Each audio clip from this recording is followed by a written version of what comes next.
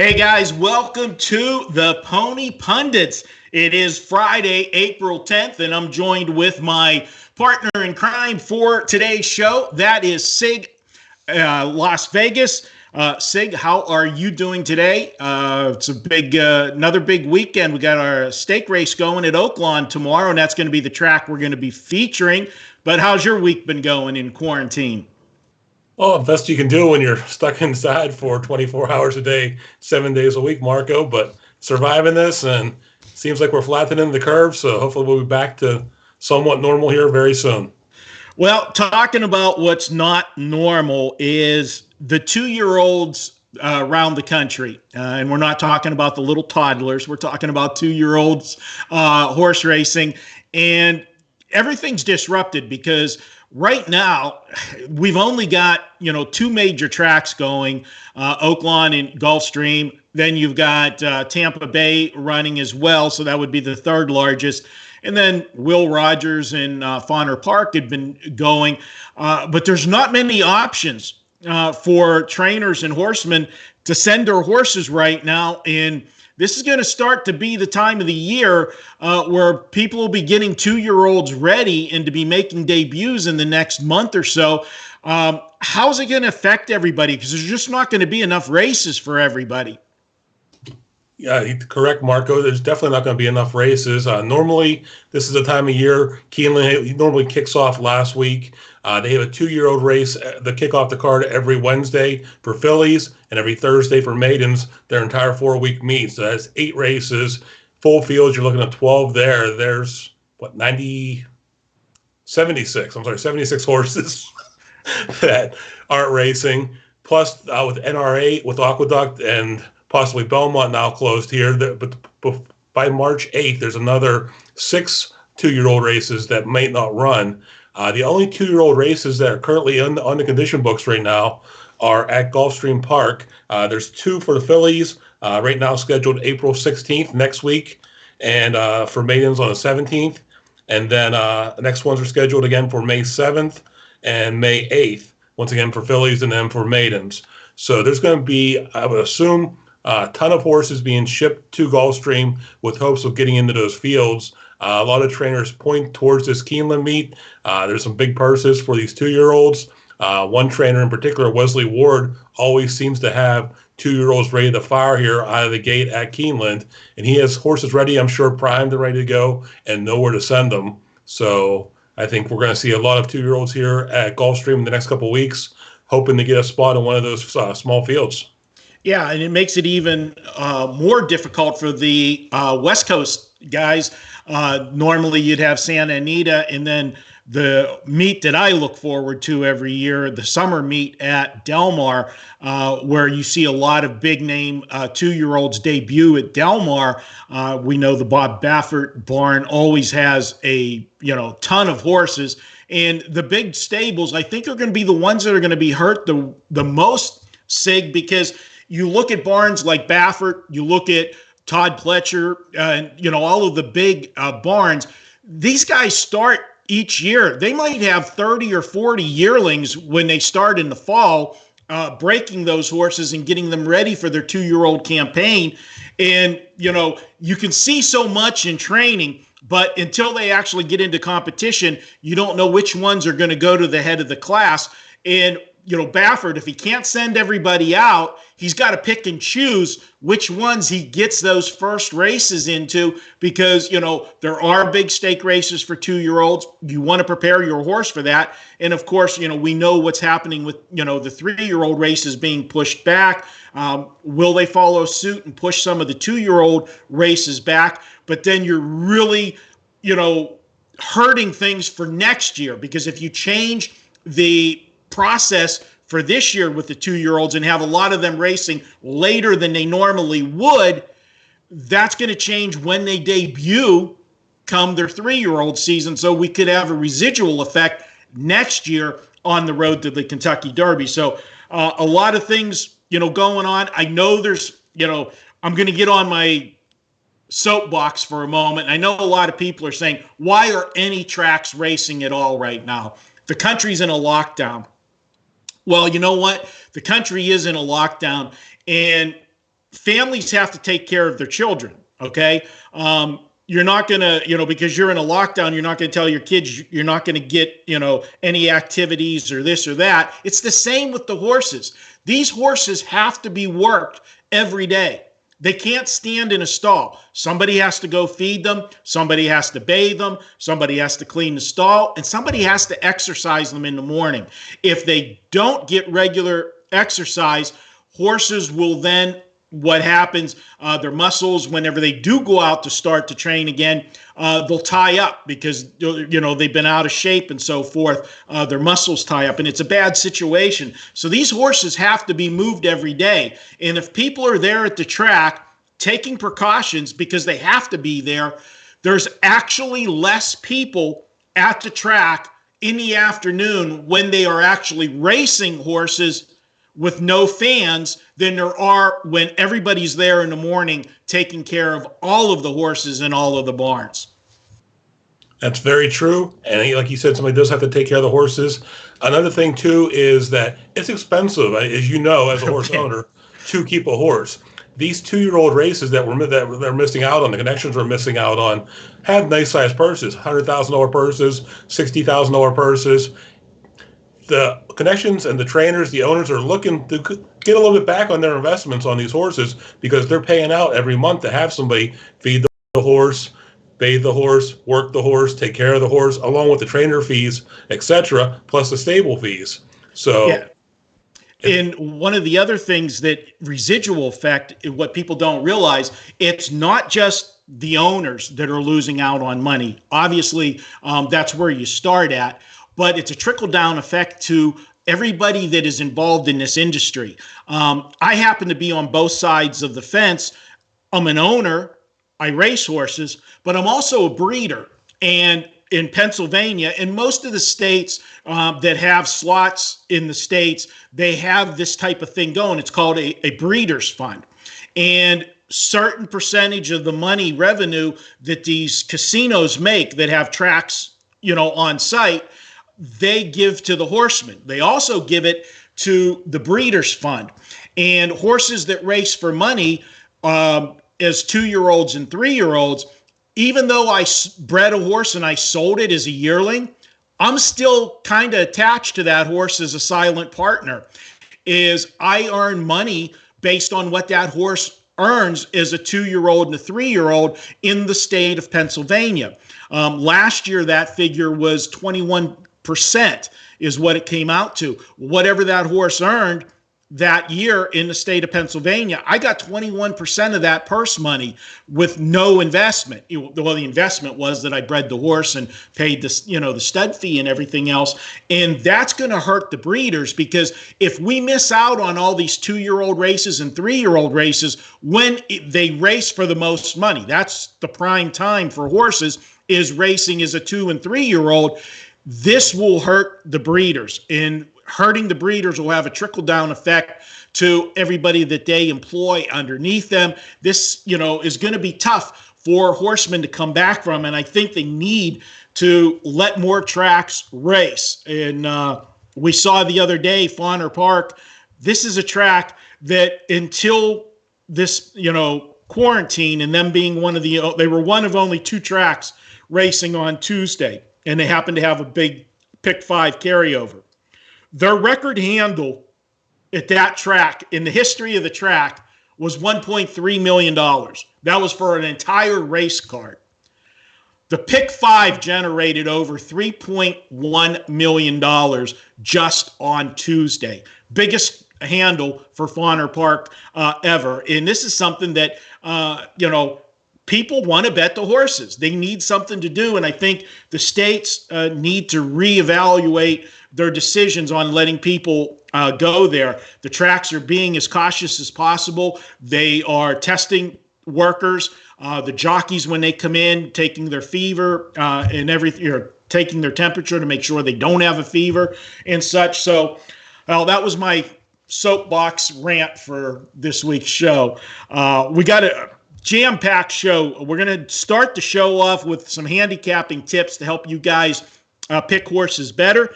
Then we're going to do our race of the day, which is going to be race 9 at Oaklawn Park on Saturday. which also is going to kick off our pick 4 that we're going to do for the show. We'll break down a pick 4, which will include the big Oaklawn Stakes race. Going to be a lot of money bet into the pool tomorrow. That's a big stake race. It's one of the big 3-year-old races. There's not a lot of them out there right now, so it'll get a lot of attention and it'll be an inflated pool. So a lot of value tomorrow in that pick 4 at Oaklawn. Sig, let's start with some handicapping tips. And one that I want to start with is just a simple equipment change and what it means. In the program, if you're reading the daily racing form, they'll put a equipment change up in the middle, to the right of the horse, on the right side. It'll say blinkers on or blinkers off if there's been a change. If there's no change and it's still the same way, it'll just be blank. But if the horse is making a change involving blinkers, they'll list that there. And from my experiences with horses, when we put blinkers on, we did that for one reason. We might have had a horse that maybe was a little bit lazy, not getting interested in the race early on. We put blinkers on to fire that horse up. If you're looking at a horse in the program that's been breaking from the gate poorly, been racing from behind, and then is always closing but not getting there because he's too far away, and you see them put blinkers on, that's generally a good sign. They're going to leave the gate that day, and that horse is going to be much closer to the pace. Have you found that to be the same for you in your handicapping? I've seen it actually go both ways, Marco. And when you talked about equipment changes, I am glad you went to blinkers because I thought you were going to go to gelding, and I didn't really want to have a discussion about that with you. Well, I will mention that. That's the biggest equipment change of all. But blinkers on to me is fire the horse up. Blinkers off is to calm a horse down. Let him see more of the racetrack and his surroundings, and let him, try to relax and be able to rate the horse. And we see a lot of times when you're watching a race, you might hear the track announcer when he's calling a race and say somebody's a little rank or pulling. If the jockey's fighting with him, trying to get him to settle down, he's strangling the race out of him. The horse wants to go, but he knows it's too soon to go, and he wants to calm him down. You want to be, the old adage is you want to be able to control that horse with 2 fingers, and that's different equipment changes that people make. Another one to talk about is the addition of Lasix. Now, there's been a lot of talk about, is Lasix a performance-enhancing drug, or is it a therapeutic drug? I've used Lasix for years. It's a legal drug. You can race on Lasix. Lasix is used on horses that are bleeding into their lungs. And what happens is during stress of a race, sometimes a horse will bleed into their lungs, and that fluid in their lungs causes them to lose their air. And you'll see horses that, are racing real good, but all of a sudden they can't get that last 1/8 of a mile or last 1/16 of a mile. Well, that's when you have the horse scoped. You go after a race, you have a track vet come, and they literally put a scope down the horse's throat and they look at the lungs. And if they see blood in the lungs, they put the horse on Lasix. Now, everybody is a big first-time Lasix. They want to jump all over that horse. You generally will see an improvement first-time Lasix, yes. But let me tell you how the Lasix process works, why it's not an absolute. And sometimes second-time Lasix is better than first-time, because when you do put a horse on Lasix, not every horse gets the same dosage, okay? Because you don't want to give a horse too much Lasix, because what Lasix does is it's diuretic and it flushes the fluid, out of the horse's lungs. It prevents the horse from bleeding and flushes fluids out. If you flush too much out, you're going to dehydrate the horse. You're also flushing out electrolytes. So you have to find the right balance of what that horse needs. And you can give the horse from anywhere from 2 cc's of Lasix up to 6 or 7. But where do you start? The horse can't tell you what the right dosage is. You're taking an educated guess. And most trainers are going to go right in the middle and start. And then if it was too much, they'll back it off. If it wasn't enough, they'll give them a little bit more. So that's why I say second time Lasix, you're going to have a better idea, because one, he didn't bleed in the first start, so the lungs are getting better, and two, you've got a better idea on the dosage. So it's a little bit better of a situation as far as picking the right amount. Is Lasix something you like to look at, first time Lasix on a horse? Actually, you touched on it. I think second time Lasix is when they have a better idea of how the horse is going to react to it. One of the things you'll hear on Breeders' Cup weekend, because you have horses coming in from Europe and other places overseas where Lasix is not permitted, is, hey, this horse is getting Lasix for the first time. Yeah, sometimes it can be a benefit, but you don't know. Like Marco said, as you said, the reaction by a horse to it. If a horse comes over, say, from Britain or France and is racing in the turf race at the Breeders' Cup this year, will be at Keeneland, hopefully, fingers crossed. Is it a benefit? Usually, yes, but you don't know. I mean, maybe you don't have the dosage right. Maybe the horse doesn't react well to it. But in general, adding Lasix for the first time is usually a good sign for a horse. For the second time, I think definitely a horse you want to take a look at. Claiming races, say, especially at smaller tracks, that makes up, a good portion of the cards each day are claiming races. There's different kinds of claiming races. There's straight claimers, and what that means is there's no restrictions on that race. It's you put the horse in for a particular price, and you can lose them for that price. Every horse is in there, so and it's designed so that a straight claiming race, if you want to keep stuffing a horse down, the people's throats every week in that class, you might keep winning, but you're not going to keep that horse. Somebody's going to claim them, and you're going to lose them. So it's a chess game, so to speak, is you want to put the horse in the best spot where he has the best chance to win, but yet you want to have a price tag that protects the horse if you don't want to lose them. Now, sometimes horses are falling into claiming races because they might have some problems, and the current owners, would be happy for somebody, to reach in and take them. There's different thoughts on claiming races and how to use them. We've talked about before about maiden claimers and so forth, where that's all the horses are in there for a particular price, but there's also a second stipulation. They can only have won X number of races to be eligible for that race, so that you don't get better horses in there, because those particular races generally have a little bit of a higher price tag on them, because you're trying to protect the young horses when maybe you don't know how good or how bad a particular horse is yet. Last year, the horse that actually won the Kentucky Derby, then was disqualified, actually started his career in a claiming race. Think about that. Could you imagine if they would have lost maximum security in a claiming race?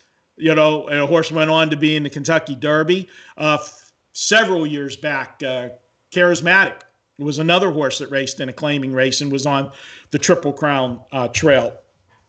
So it does happen, but that's not the rule. That's more the outlier to find a horse that can go up the ladder. But there are several trainers that have made a living off of claiming horses. We talked about Mike Maker last week and his success on claiming turf horses. He's had good success, whether it's been taking a turf horse and improving it, or taking a horse off the dirt and putting it on turf because he thinks the horse is better suited for the turf, and those horses have done well. Or is there anything that you like to look at when you're looking at claiming races?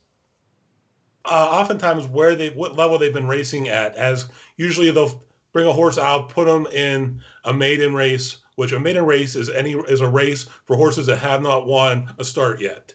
A maiden claiming race is for a claiming race for horses that have not won a start. They may have been racing for sometimes a year or two and still haven't actually won a race yet.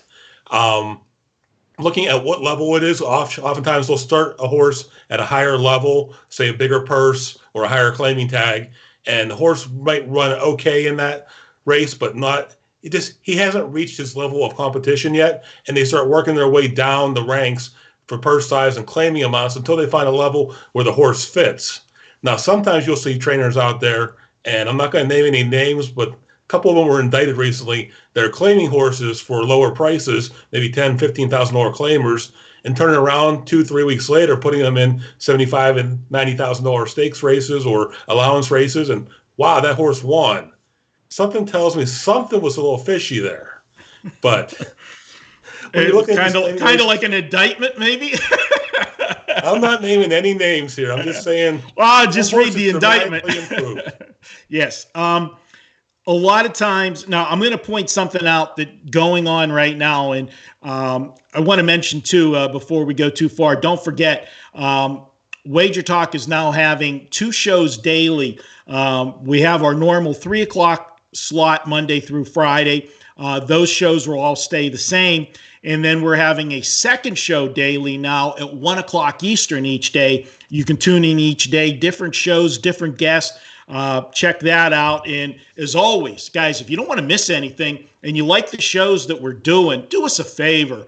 Hit the subscribe button on YouTube. Give us a thumbs up. And hit the notification button. This way, you'll be notified every time a new show goes on live, or if we archive it on our YouTube channel, you'll be the first to know and you won't miss anything.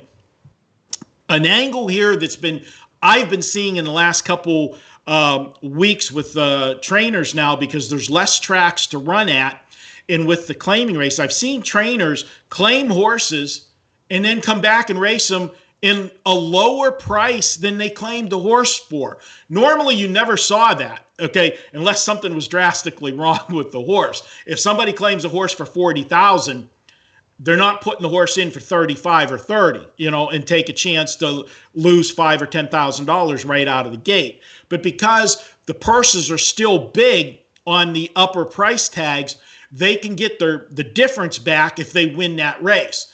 And a lot of times, guys are skeptical to reach back in and grab a horse because now it's a guessing game. Is he playing mind tricks with you? Is the horse good and they're trying to steal a race by dropping him? Or did something happen since they claimed the horse off of you that now they're dropping him? Well, I think there's a third element there now. People are reluctant to claim horses right now because they don't know where they can get them raced. And as we talked about at the beginning of the show, it still costs money to take care of these horses every day. And if you don't have a race for them, you got a big expense. You just, you're going to lay out $40,000 for a horse, claim a horse for $40,000, and then not be able to get the horse raced. That's not something you want to do. So I think a lot of trainers are being smart, especially the bigger barns where they got horses and they got to make decisions where to race them in the limited races, or taking that chance, dropping them down to steal a win and get the purse money. And if they lose the horse, they still came out okay because the purse money was more than the difference of the claim. So don't be too alarmed when you see a horse dropping right after a claim. And the last thing that I'll say with claiming races is an angle I've used for a long time, especially with the better barns. The barns that are having successful meets at a particular track, if that trainer reaches in and grabs a horse, say they saw something in that horse they like, whether they think they're a better trainer, which, most trainers are going to think they're a better trainer than the previous trainer, maybe who was riding the horse. Those are all factors that they think they can improve the horse. And if they think enough to reach in and grab the horse, I'm going to look at that horse.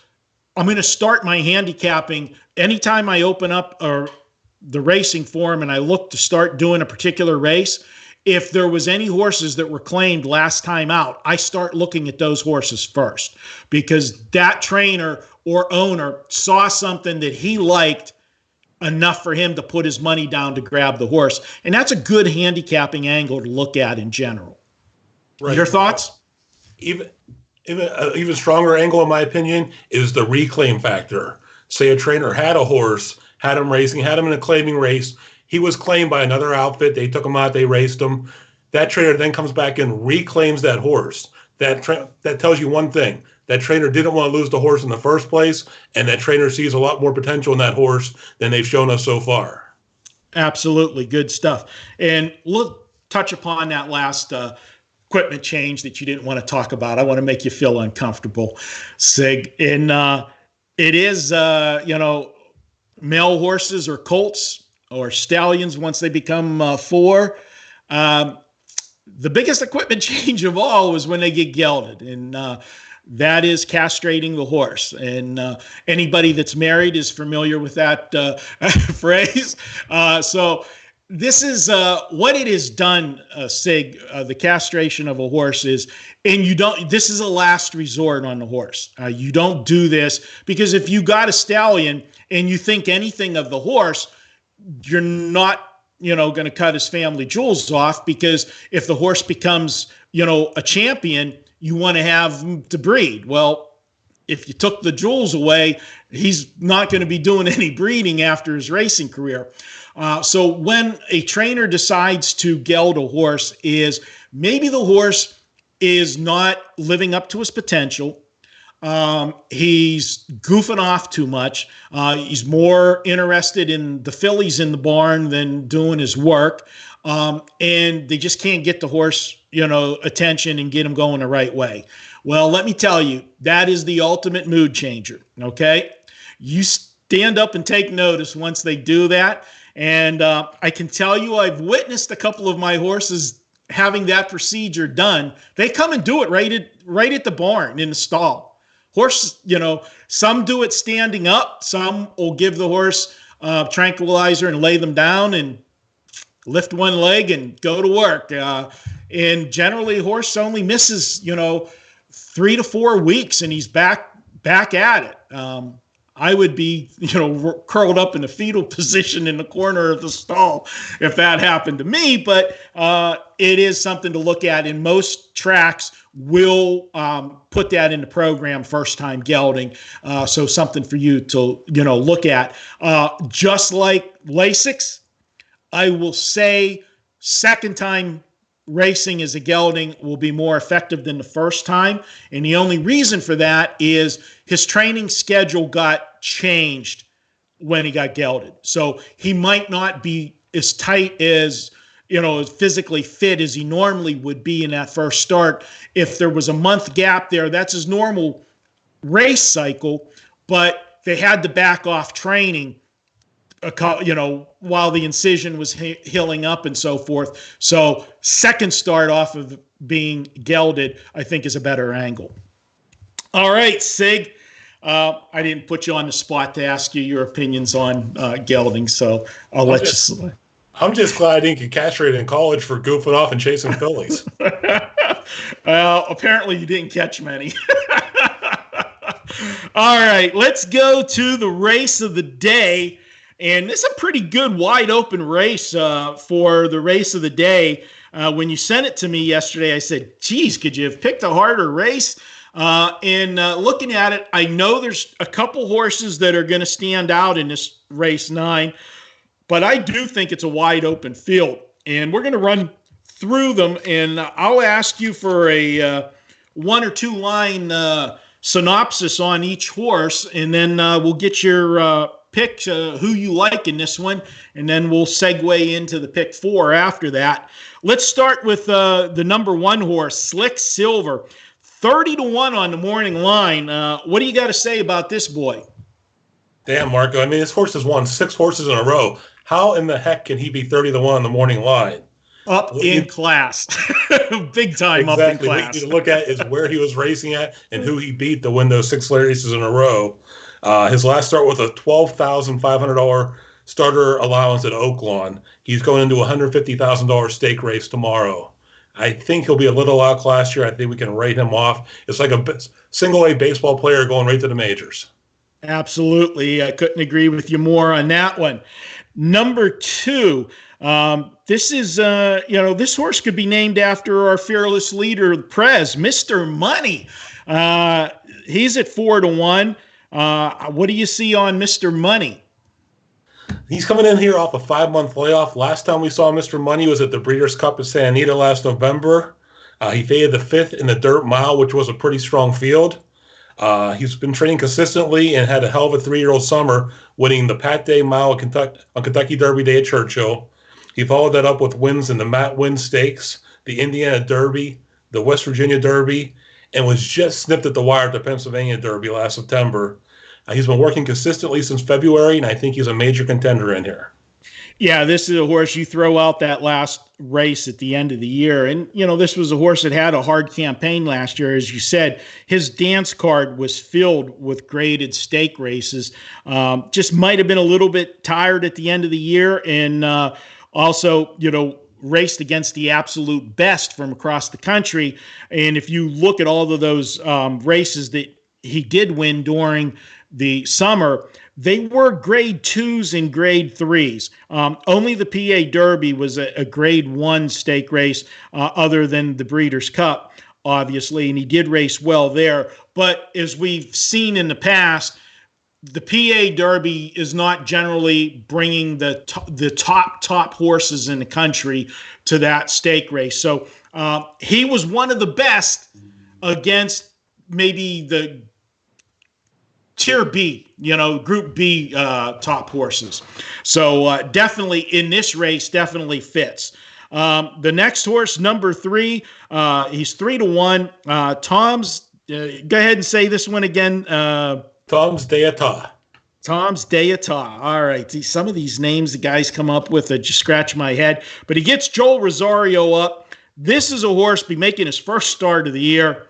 If he runs back anywhere close to form, Sig, this horse has triple-digit buyers.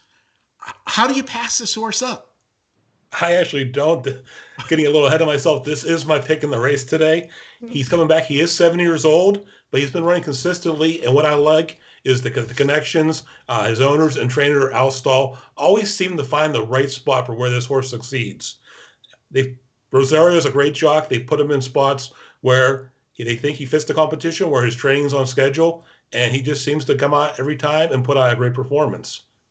Yes, I can't disagree with you at all. Number 4, Pioneer Spirit. Now, here is a horse that if you go back last November, this horse got claimed for $150,000. You generally don't see horses claimed for that big a price tags, but they reached in and took this horse. And well, what happened? They ran off 3 wins in a row, then a 4th, then a 3rd.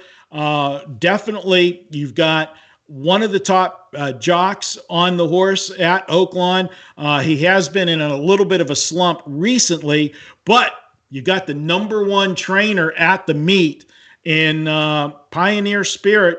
How do you see this one? Like you said, just to refer back to our earlier conversation regarding claiming races, you very rarely see a horse claim for $150,000, and the reason is that when they run a horse at a $150,000 claiming race, you don't expect to have your horse claimed out of that race. Number 1, because of the price tag, and there is no number 2 because of the price tag.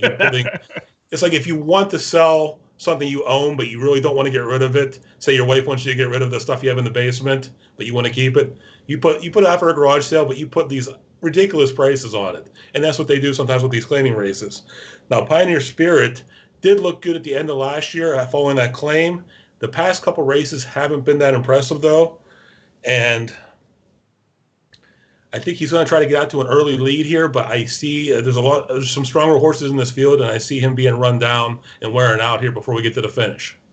All right, another horse in here, number 5, Bold Door, and Tyler Bays is up, and Steve Asmussen, the trainer. He had been in a little bit of a slump at Oaklawn, but he's broke out of that. He's had a couple wins. How do you see this horse? 20-1 in the morning line. Right. Well, if you go through the past performances, I think Asmussen has half the horses in this field today. This guy looked disinterested in his last race, and while I respect the trainer, I don't think this horse is a factor here. I think he's filling this field up. All right. Number 6, MG Warrior, 15-1. Brad Cox trainer, Joe Talamo leading driver at the meet on board. How do you see this one? 15-1. Right. Those were the 2 positives, were the trainer. I like Brad Cox trainees. I think Joe Talamo is a great rider. He's had a great season at Oaklawn so far. But the negatives are this guy is outclassed again in this field here. And while he'll have no problem with the distance, he's not as fast as the other horses in this field.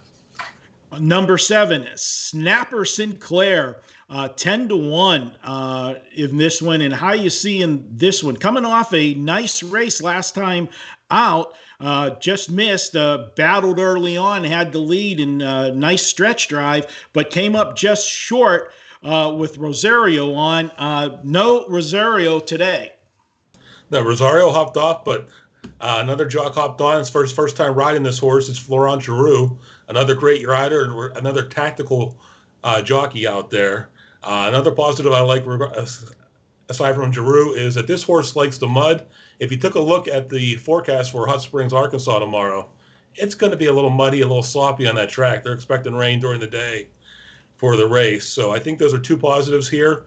I'm not sure this horse can win the race, but I could see him definitely picking up a piece of the exotics. Yeah, let's just stop for a second there and tell listeners that, there's the old adage, this horse is a mutter. His mother was a mutter, and his mother's mother was a mutter. There are certain horses that do race better on wet tracks.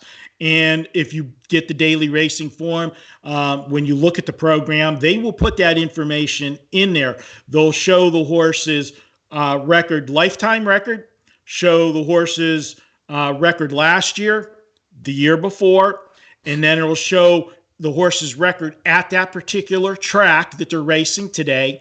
But then if you look to the right, they'll also have different categories for dirt, turf, wet track, and synthetic track. And obviously, if you see a horse that's, raced a lot on off tracks and has hit the board, that's an advantage. If you see a horse that's never raced on wet tracks, when you're dealing with the young horses, that doesn't mean the horse isn't going to perform, but this is a show me business, and we're reading the racing form. I like to see the horses that have already proved to me that they can do it over those type of surfaces. So that's a big addition when looking at the races if it comes up muddy. And Oaklawn Park has seemed to come up muddy more often than not. I've watched more Oaklawn Park racing during the quarantine than I've probably watched in my life, other than, the big stake races from there.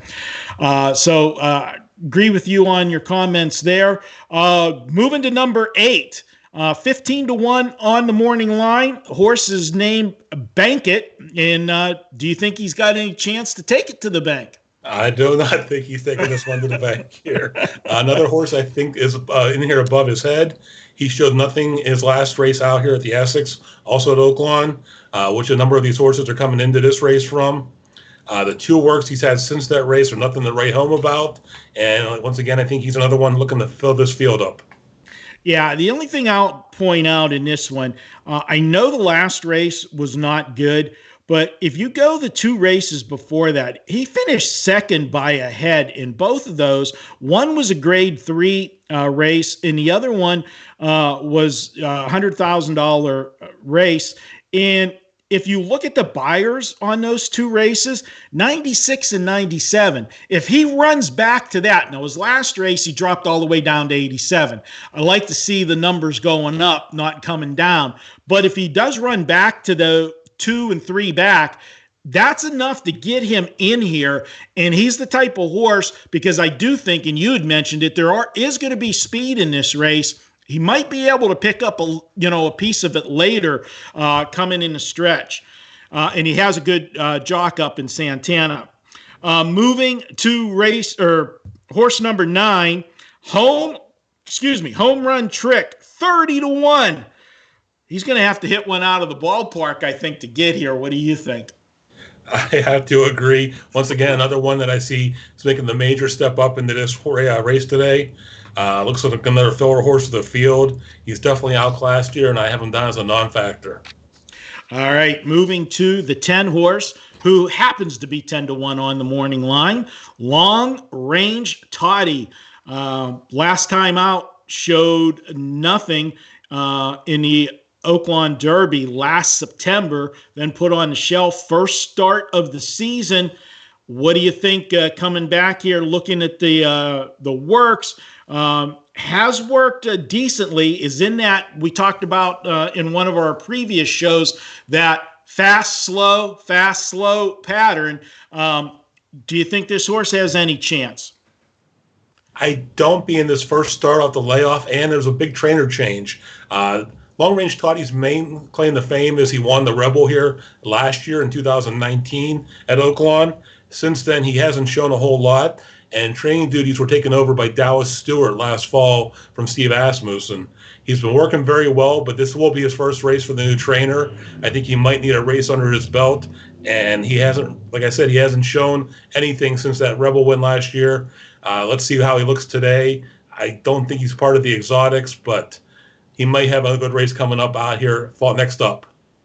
Yeah, Dallas Stewart, not the household name of a lot of the other trainers, especially the former trainer here. But sometimes I'll put out there, Sig, that when a horse like this, who was on the top of the charts when he won the Rebel for the barn and then declined after that, sometimes, say the horse is in the doghouse, so to speak. When you're in a big barn, you can get lost in the shuffle if you're not one of the stars. And moving from a big barn to a smaller barn when it is a trainer that's capable, I'm not saying he's as good as the former trainer, Steve Asmussen, but Dallas Stewart does a good job, but he doesn't have the number of horses that Steve does. This horse might get a little more attention. That's something that you might want to give a look to when you see a change like that, because obviously at one point in time this horse was very good, and it was good enough to race in the Kentucky Derby. Didn't fare well, and then that's what started the downward spiral. Going to number 11, Lord Guinness, and 30-1 on the morning line. And if this one gets there, I think the owners will probably be drinking some Guinness to celebrate. What do you think? I'm all for drinking Guinness. Anytime, anywhere. But Lord Guinness, a couple things. I mean, he's making a big step up in class for this gelding. But if you look at the past performances, he did race in February at Golden Gate, but his last start before that was April of last year, not April of 2019. And he's had a long period off here, and he just looks overmatched in this field. Why they're shipping him in for California for this race kind of baffles me, but not really sure what to expect from him. I don't think he's a factor, but it just is a lot of money to ship that horse across the country to Oaklawn for this race. So they must have something in mind.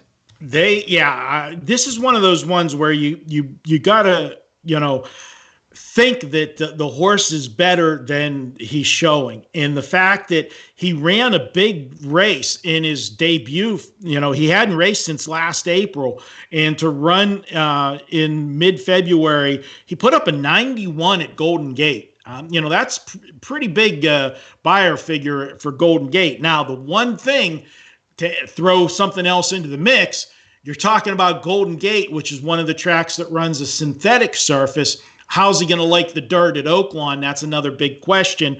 But this is a horse that raced at Santa Anita too, so he has raced on dirt. So this is, I got to respect and think that maybe use this horse on the bottom end, because I just think that you're not going to encounter that much of as an expense to ship to Oaklawn from Golden Gate. Now, granted, Golden Gate got closed. There's no other place to go, but that's still a big expense. And to enter in this race to come up with nothing. So I'm not willing to just pitch him out yet.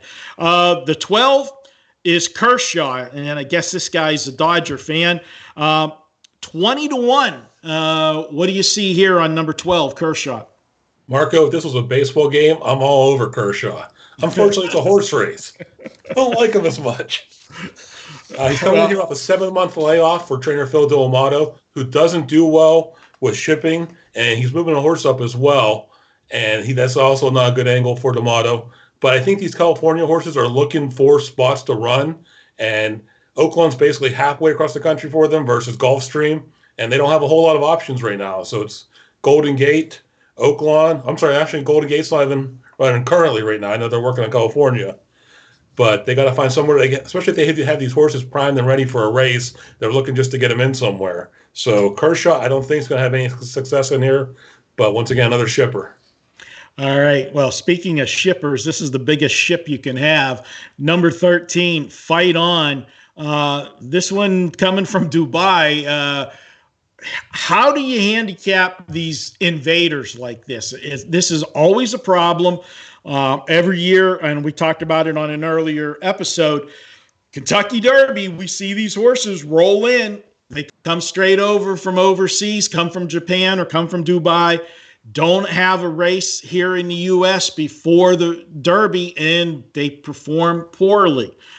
This is the case you got here with Fight On. Now, if this horse was to improve, this would have been a good move, racing now and then, moving forward if you're trying to go for a bigger race down the road.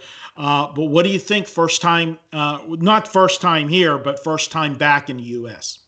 That's actually one of the notes I had here was he's also shipping back in from California. So not only did they have to bring this horse back, they brought a bunch of horses back from Dubai when they canceled the Derby over there. All the horses came back on the same flight, went to California, was still training for Doug O'Neill. Now they're bringing them back halfway across the country to Oaklawn to run here. I think he was ready to race in Dubai at the end of the month on their big race weekend, and didn't have a race for him when they canceled due to COVID-19. So I think O'Neill's looking for a spot here for him. But all the travel is going to take its toll on the horse, and I don't think he's going to be a factor in this field today. Yeah, and I'll tell you what, you look and say, okay, he's got 4 starts in 2020. 4 starts for first week of April is a lot, okay, for these type of horses. The situation, if you he raced in November and December of last year. So this horse has had 6 straight months where he's had a big race that he's raced, and you put in, he went from the U.S. to Egypt, Dubai, then come back to the U.S., to California, and as you said, now to Oaklawn.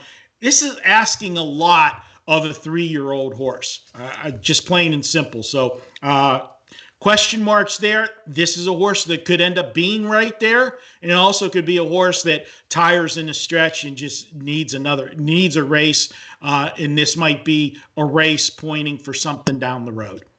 Last one on the card, this is an interesting one to talk about, Sig. Number 14, Improbable, 7-2. If you would have went back to last year in the Kentucky Derby Saturday, you would not have expected to see this horse racing in this kind of race. That's definitely true. I mean, I think he finished 5th in the Derby, ended up moving up to 4th with the disqualification of Maximum Security. But he was one of the favorites going in on Derby Day. And it's the Bob Baffert trainee. He's the second favorite here tomorrow. I think coming to the post when they get to the gate, he will be the betting favorite in this race here, mainly for the Baffert connection. He's a good horse. Like I said, last race was the Breeders' Cup Dirt Mile, but he's been working consistently since February, and they've been fast works. I mean, he was a fast horse throughout his career, but these works, he's been in the top of the work sheet each day for the timers. I foresee that he's going to try to get to the leader, sit just off the early leaders.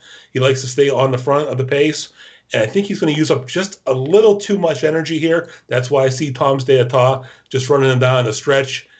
First race back off the long layoff. Like I said, the works look good, but he just seems like he's going to use up a little too much energy. I think Tom's Deata has a little bit in reserve and nips him here at the wire. Yeah, and talk about those works. At the beginning, it was bullet, bullet, bullet. And then it went into the pattern that I talk about where you go fast, then a little bit slower, fast, and then a little bit slower. That says this is the cycle. He's sitting on a big race. They prepped him up for this race for sure. You never know what you're going to get first start out of the box, but he's got all of the credentials to fire first time out and been training well. All right, well, we talked to all of the horses for this race. Who do you like? Who's your top choice here in this race? Well, it's no secret. I just gave it away. I like number 3, Tom's Deata. Let's bet him to win place. And we're also going to run an exacta here. We're going to do basically an exacta. We're going to take the 3 Tom's staying at top, and we're going to use the 14 on top as well, improbable in the fact that he might be able to hold them off. We're going to play the 3 and 14. We're going to play them over the 2, 3, 7, and 14. So for a $2 exacta, you're playing it's a $12 ticket total. All right. I'm in agreement with you with the 3 on top. I have the 14 second, and I have number 2 third, and then I am putting the 4 horse in fourth on my ticket.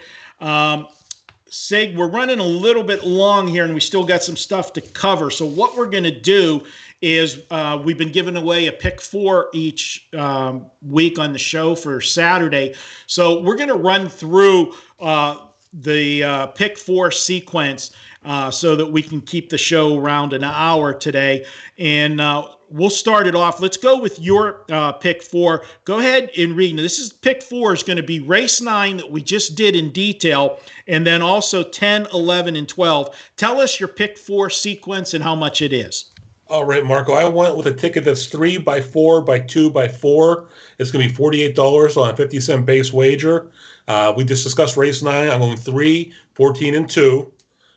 In the 10th race, we're going with 10, 9, 7, and 12, followed by the Oaklawn Stakes, which is the biggest race on the card. We're going with the 1 and the 4 in there, and we're following that up in the finale with the 10, 6, 5, and 9. Okay, and that ticket, as you said, is a $48 ticket? That is correct. All right. Now, as Sig read those numbers, he read them in the order of the preference that he likes. So if you want to slim down this ticket at all, you could take a horse off one of the lines. If you do that, take it off. Whatever race you do, obviously take the last number because that is the order of preference he likes them. Now, Sig, I went a little bit bigger. Last week, you went bigger. I went smaller. This week, we're flipping the turnstile, and I'm going bigger. And I think because this is a big 3-year-old race in this sequence, race number 11. I think we're going to get some good betting on Saturday at Oaklawn, and especially since there's only a few tracks running and it's a weekend, more people are going to be playing the ponies. So I think there's going to be an inflated pool. So I'm investing $90. And my sequence runs, we're in total agreement in leg 1, race 9, 3, 14, and 2. In race 10, I'm going, this is the race I think is wide open. I'm going 5 deep in this race, 10, 12, 7, 4, 5. In race 11, I'm going 1, 4, 8, 12. Race 12, I'm going 3 deep using the 9, the 5, and the 10. And that ticket, a 50-cent pick 4, costs $90 for that play. Now, we'll tweet these out again tomorrow in case you missed them, or you can rewind and write them down again. But we will tweet out both of our pick 4s for tomorrow. And, Sig, there's only one thing left on this week's show. We gave out the race of the day. We gave out our pick 4. We had Handicappers Corner. It's time for another story, and we'll keep this one quick because I want to keep it under an hour. And this one is called Tongue-Tied. And keeping in with today's theme on the handicapping, we talked about equipment changes. Well, I can tell you a little tip, and it covers all the things we talked about in Handicappers Corner today. We talked about how trainers and owners make decisions on claiming races and so forth, and how equipment changes can help or hurt a horse. We had a horse that was absolute gorilla that we couldn't control her. She would leave out of the gate, fly as far as she could go, and, she just took the race out of herself, trying to rate her. We couldn't figure out what was going on. She wouldn't rate. She was bullheaded, and then she wouldn't finish them out. Well, we made an equipment change. What she was doing was flipping her tongue. She was able to get her tongue, play with her tongue during the race, and slip it out underneath the bit. The bit goes over top the horse's tongue. And that's how the jockey has control of the horse. And she would get it over top. Now, when she would do that, you'd have absolutely no control over the horse because you're pulling on the bit and the bit's going under her tongue. You don't have that control. Also, what was happening is she was a horse that when we took her up to a clinic and had her scoped, She had a it's called a flapper.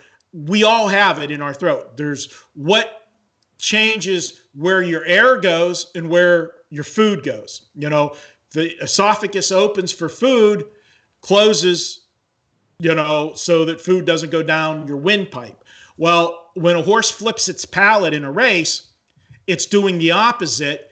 And then all of a sudden that cuts the horse's air off. And then the horse will start to wheeze a little bit and will be gasping for air. Well, when you're running at 30 miles an hour, you don't want to be gasping for air, and they don't regain their air until they're able to swallow. Have you ever done that where you lose your breath for a second and you can't get it back to, you get that swallow or get a drink of water? Well, they can't take a drink of water during a race. So that is also a problem. Well, how you can control that is with a tongue tie, it's called. And what it does is you put it in over top the horse's tongue and keeps it tied underneath the chin, so it can't slide it out and flip it over the bit. That gives you control of the horse, also helps prevent the horse from flipping its palate, the flapper. But some horses, they flip it so bad that even with a tongue tie, it doesn't help, and they have to have a surgery that actually cuts the muscle that has that going. But when you do this is something that's going to help the horse. Now, it's something that's not generally public knowledge or whatever, and people don't know what's going on. But in the business of horse business, one of the perks of being an owner and having horses is knowing what's going on with your horse. And when you make this change, you train with it first, and you're going to see a world of difference, and the horse is going to finish well. Well, the reason you did this, the horse wasn't racing well. So you're looking at those lines in the program, and they look god-awful because the horse was finishing poorly. Well, the horse's name was Linwood Pursuit, and she had bad racing lines, but we figured her out and found what the magical equipment change was on her. And I said, you know what? I'm not going to take anything for granted. I want to make a score, okay? I want to bet the shit out of this horse.